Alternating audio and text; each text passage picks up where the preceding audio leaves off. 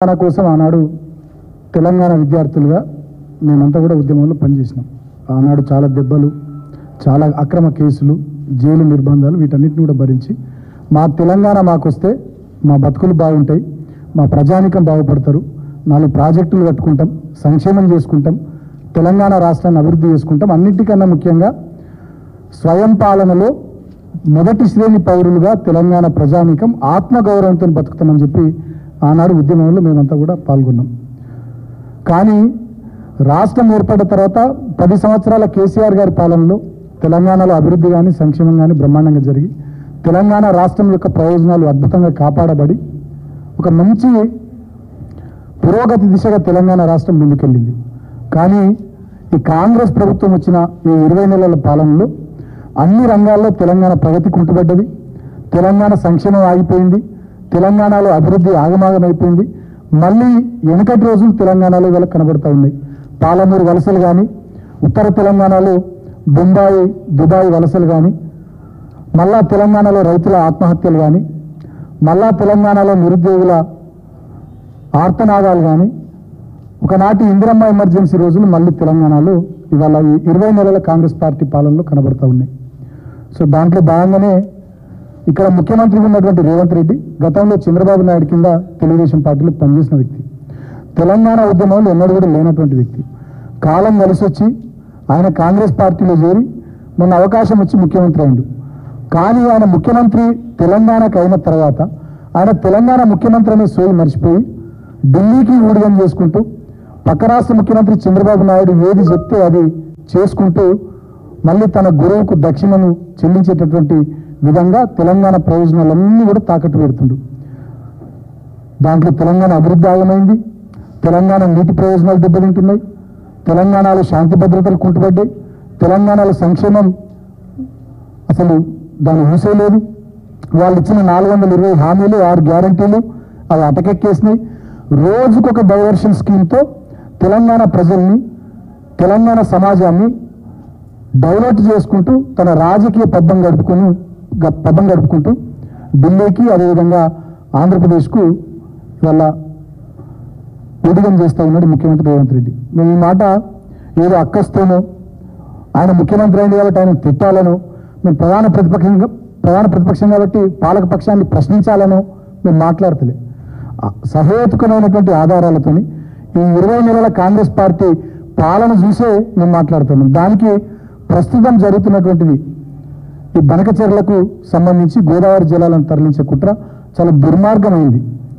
ఇప్పటికే కాళేశ్వరంలో మేడిగడ్డలో 2 పిల్లర్లు వింగితే మొత్తం కాళేశ్వరం ప్రాజెక్టు కొట్టుకపోయిందని చెప్పి, దాంట్లో ఏదో జరిగిపోయిందని చెప్పి కన్నపల్లి పంపేజ్ నుండి నీళ్లు ఎత్తిపోయకుండా అన్నారము, సుందుల్లా, ఎల్లంపల్లి, అదేవిధంగా మిడిమానేరు, ఎస్ఆర్ఎస్పి, లోయర్ మానేరు అన్నిటినీ ఎండబెట్టి కొండపోచమ్మ కానీ, అదేవిధంగా మల్లన్న సాగర్ కానీ, రంగనాయక సాగర్ కానీ, అంతగిరి రిజర్వాయర్ కానీ, ఎస్ఆర్ఎస్పి ఫేజ్ 2 కానీ, కోలాడ వరకు తుంగతుర్తి, సూర్యాపేట ఎటు కూడా నీళ్ళు ఇవ్వకుండా, నీళ్ళని ఎత్తిపోయకుండా ఇవాళ తెలంగాణ రైతాంగం నోట్లో మట్టి పెట్టినటువంటి ముఖ్యమంత్రి ఆంధ్రప్రదేశ్కు మాత్రం గోదావరి జలాల్లో 200 టీఎంసీలను, పేరుకే 200 టీఎంసీలు, మాకు ఇంకా చాలా అనుమానాలు ఉన్నాయి. 200 టీఎంసీలతో ఆగుతాయా, దాన్ని ఇంకొక 300-400 టీఎంసీలు చేసుకుంటారా రేపటి రోజు? ఎందుకంటే చంద్రబాబు నాయుడు ఢిల్లీలో ఎన్డీఏ ప్రభుత్వంలో భాగస్వామి ఉన్నాడు, ఆయన మీద ఆధారపడి కేంద్ర ప్రభుత్వం ఉన్నది, ఈయన ఏం చెప్తా నడుస్తున్నది. అదేవిధంగా ఈ రేవంత్ రెడ్డి గతంలో ఆయన దగ్గర పనిచేసినటువంటి వ్యక్తి. వీళ్ళందరూ కూడా కలిసి కుట్ర చేసి గోదావరి నది నీళ్లను బనకచెర్లకు మలుపుడు, అదేవిధంగా కృష్ణా నీళ్ళని ఇప్పటికే పోతిరెడ్డిపాడు రెగ్యులేటర్ సామర్థ్యం 88,000 క్యూసెక్ల గురించి ఇప్పటికే కృష్ణా నుంచి నీళ్లను నాన్ బేసిన్కు తరలించుకొని పోతున్నటువంటి తరుణంలో తెలంగాణ సమాజాన్ని జాగృతం చేయాలి, తెలంగాణ విద్యార్థి లోకాన్ని మరొకసారి కదిలించాలి, తట్టి వేపాలనేటటువంటి ఆలోచనతో తెలంగాణ వ్యాప్తంగా సుమారు 50 టీములు, బీఆర్ఎస్ టీములు బయలుదేరి 16 యూనివర్సిటీలు, మిగతా 33 జిల్లాల్లో ఉన్నటువంటి అన్ని డిగ్రీ కళాశాలలు, ఇంజనీరింగ్ కళాశాలలు, మెడికల్ కాలేజీలు, అదేవిధంగా ఇంటర్మీడియట్ కాలేజీలు, పాలిటెక్నిక్, ఐటీఐ కాలేజీలు అన్నీ కూడా తిరుగుతూ మన 19వ తేదీ నుండి విస్తృతంగా ప్రచారం చేస్తూ ఉన్నారు. తెలంగాణకు నీళ్ళల్లో ఎట్లయితే ఈ ప్రభుత్వం అన్యాయం చేస్తుందో అన్ని ప్రజలకు మీరు వివరించండి, మేము మీకు వివరిస్తున్నాం. ఎందుకంటే అందరం రైతు బిడ్డలమే, ముందు మనం అర్థం చేసుకుని మన ఇళ్లలో మన వ్యవసాయదారులకు చెప్పుకొని ప్రజానికానికి చెప్పుకొని మనం ఈ కుట్రను అరికట్టాలి, దీన్ని అడ్డుకోవాలనేటటువంటి విషయంలో మా బీఆర్ఎస్ శ్రేణులు పనిచేస్తూ ఉన్నాయి. దానికి కొనసాగింపుగా 26వ తేదీ నాడు ఉప్పల్ నియోజకవర్గంలోని మల్లాపూర్లో విఎన్ఆర్ గార్డెన్స్లో తెలంగాణ రాష్ట్ర విద్యార్థి సదస్సు జరుగుతుంది. మొదటి సెషన్ ప్రీ లంచ్ పెద్దలు హరీష్ రావు గారు వారు ప్రసంగిస్తారు విద్యార్థులను ఉద్దేశించి. ఇది కూడా అందరిని పిలుస్తూ మేము ముఖ్యమైనటువంటి విద్యార్థి నాయకులు 119 నియోజకవర్గాల నుంచి యాక్టివ్గా క్రియాశీలంగా రాష్ట్ర స్థాయిలో, జిల్లా స్థాయిలో, నియోజకవర్గ స్థాయిలో పనిచేస్తున్నటువంటి వాళ్ళని పిలిచి ఈ సదస్సు పెడుతున్నాం. ఫస్ట్ సెషన్ హరీష్ గారు మాజీ మంత్రి గారు వారు స్టార్ట్ చేస్తారు. పోస్ట్ లంచ్ దేశపతి శ్రీనివాస్ గారు, మాజీ మంత్రి గారు జగదీశ్వర్ రెడ్డి గారు, అదేవిధంగా మా వర్కింగ్ ప్రెసిడెంట్ కేటీఆర్ గారు పోస్ట్ లంచ్ సెషన్ వాళ్ళు కూడా ఈ సదస్సుకు వస్తున్నారు. దాని తదనంతరం మళ్ళీ జిల్లాల్లో కూడా విద్యార్థి సదస్సును నిర్వహించాలని, ఇంకా అనేక రకాలైనటువంటి సదస్సులో చర్చించి ఇంకా కూడా కొంత కార్యాచరణ ఈ అంశానికి సంబంధించి ఏం తీసుకుంటే బాగుంటుందని వచ్చే స్టూడెంట్స్ నుంచి కూడా ఇప్పుడు వాళ్ళు తిరుగుతున్నారు కాబట్టి వస్తున్న ఫీడ్బ్యాక్ను తీసుకొని తెలంగాణ ప్రయోజనాలు కాపాడేది బీఆర్ఎస్ పార్టీ, దానికోసం కొట్లాడేది బీఆర్ఎస్ పార్టీ కాబట్టి బీఆర్ఎస్ పార్టీ విద్యార్థి విభాగంగా ఏ రకంగా ముందుకు పోదామని చెప్పి కొంత ఆ సదస్సులో చర్చించి భవిష్యత్ కార్యాచరణను కూడా ఆ రోజు ప్రకటిస్తాం. ఇవాళ మేము తెలంగాణ సమాజాన్ని ఒకటే విషయం ఆలోచించమని కోరుతా ఉన్నాం. ఈ వేదిక మీద ఉన్నటువంటి విద్యార్థి నాయకులమంతా కూడా కేసీఆర్ గారు ముఖ్యమంత్రి ఉన్నప్పుడు ఒక్క రాష్ట్రం కూడా తెలంగాణ వైపు కన్నెత్తి చూడలే. ఇవాళ మహారాష్ట్ర తెలంగాణలోని 14-16 గ్రామాలను కలుపుకుంటామని చెప్పి స్వయంగా మహారాష్ట్ర మంత్రి మాట్లాడుతున్నాడు. ఇక్కడనేమో ఢిల్లీలో కేంద్ర జలవనరుల శాఖ మంత్రి పిలిచి ఆంధ్రప్రదేశ్ ముఖ్యమంత్రి తెలంగాణ ముఖ్యమంత్రిని కూర్చుండబెట్టి బనకచెర్ల మీద ఈయన ముక్కు విండి, ఈయన చెవులు విండి సంతకాలు పెట్టించుకున్నారు. ఈయననేమో బయటకు వచ్చి తెలంగాణ ముఖ్యమంత్రి బనకచెర్ల సబ్జెక్టు లేదంటాడు. ఎజెండాలో ఫస్ట్ ఐటమ్ బనకచెర్లనే ఉంది, బనకచెర్ల మీద చర్చ జరిగింది, అన్నీ అయిపోయినాయని చెప్పి ఆంధ్రప్రదేశ్ నీళ్ళ మంత్రి నిమ్మల రామానాయుడు బయటకు వచ్చి ఆయన చెప్తాడు.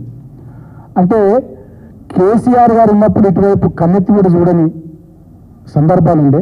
ఇవాళ మహారాష్ట్ర మంత్రి ఏమో 16 ఊర్లు తీసుకుంటామని చెప్పి ఆయన మాట్లాడతాడు. ఆంధ్రప్రదేశ్ మంత్రి ఏమో బాధ్యత తెలంగాణలోని గోదావరి నీళ్లను మేము తీసుకుంటున్నాం, అంతా అయిపోయిందని చెప్పి ఆయన మాట్లాడతాడు. తెలంగాణ సమాజాన్ని కూడా ఆలోచించమని కోరుతున్నా. కేసీఆర్ గారు ముఖ్యమంత్రి ఉన్న 10 సంవత్సరాలు కుక్కిన పేనులు లెక్కున్న లంటి వల్ల లేచి ఎందుకు ఆడుతున్నారు అంటే వాళ్ళ చెంచాలు, వాళ్ళకు ఊడిగం చేసేటోళ్ళు ఇవాళ ఇక్కడ పదవులలో ఉన్నారు కాబట్టి ఇవాళ అందరికన్నా తెలంగాణ మీద పడి తెలంగాణ నీళ్లు కానీ తెలంగాణ ఊళ్ళు కానీ ఇవాళ మలుపుకునే ప్రయత్నం, తీసుకొని పోయే ప్రయత్నాలు జరుగుతున్నాయి. మహారాష్ట్ర కానీ ఇటు ఆంధ్రప్రదేశ్ కానీ తెలంగాణ సమాజాన్ని ఆలోచించమని కోరుతా ఉన్నా.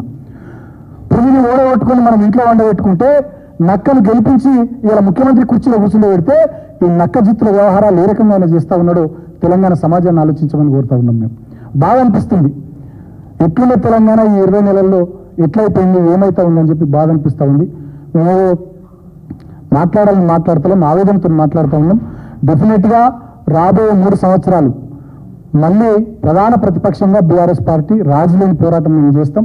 తెలంగాణ మూల ప్రయోజనాలు కానీ తెలంగాణకు సంబంధించిన ఏ రకమైనటువంటి ప్రయోజనం విషయంలో కేంద్ర ప్రభుత్వం కానీ ఈ రాష్ట్ర ప్రభుత్వం కానీ ఏ దుర్మార్గాలు చేసినా డెఫినెట్గా తెలంగాణ ప్రజల్ని సమీకరించి మరో పోరాటానికి సిద్ధమవుతామని చెప్పి సందర్భంగా తెలియజేస్తూ ఇవాళ పార్లమెంట్ సమావేశాలు జరుగుతూ ఉన్నాయి. తెలంగాణ నుంచి 8 మంది కాంగ్రెస్ ఎంపీలు ఉన్నారు, తెలంగాణ నుంచి 8 మంది బీజేపీ ఎంపీలు ఉన్నారు, 2 కేంద్ర మంత్రులు ఉన్నారు. తెలంగాణ నుంచి దద్దమ్మల వాళ్ళు ఒక్కరంటే ఒక్కరు మాట్లాడతలేరు. అదే మా 10 ఏళ్ల పాలన మీద మా పాలన అయిపోయింది, మేము ఓడిపోయి 20 నెలలైనా కూడా బీజేపీ కేంద్ర